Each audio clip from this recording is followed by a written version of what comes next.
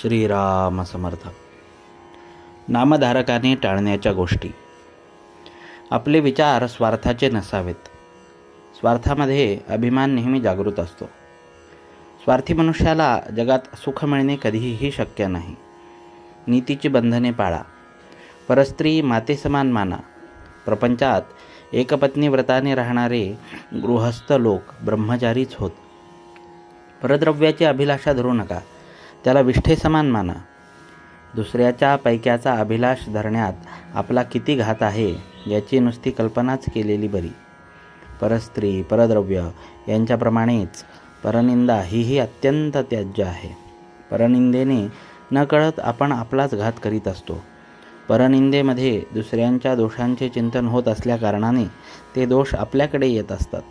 या सर्व गोष्टी सांभाळून तुम्ही नाम घ्या. नामाचे प्रेम तुम्हाला अगदी खात्रीने येईल. हे सर्व करीत असताना तुमचे आई वडील बायको मुले यांच्या बाबतीत असलेले कर्तव्य करायला चुकू नका आणि त्या कर्तव्यात आसक्ती राहू देऊ नका.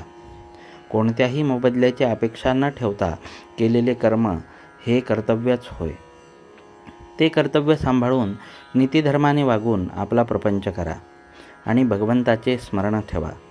मग तुमचा प्रपंचच परमार्थ रूप बनून भगवंताचे प्रेम तुम्हाला मिळेल हा माझा भरवसा तुम्ही बाळगा.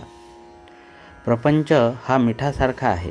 भाकरीत मीठ किती घालायचे असते तर अगदी थोडे, फक्त चवीपुरते. परंतु आपण मिठाची भाकरी करतो आणि त्यात परमार्थाचे चिमूटभर पीठ टाकतो. मग ती भाकरी खाता येईल का? खरे समाधान मिळाल्यावर मनुष्य खेळासारखा प्रपंच करतो. त्यामध्ये तो वर चढला किंवा खाली पडला तरी सारखाच राहील.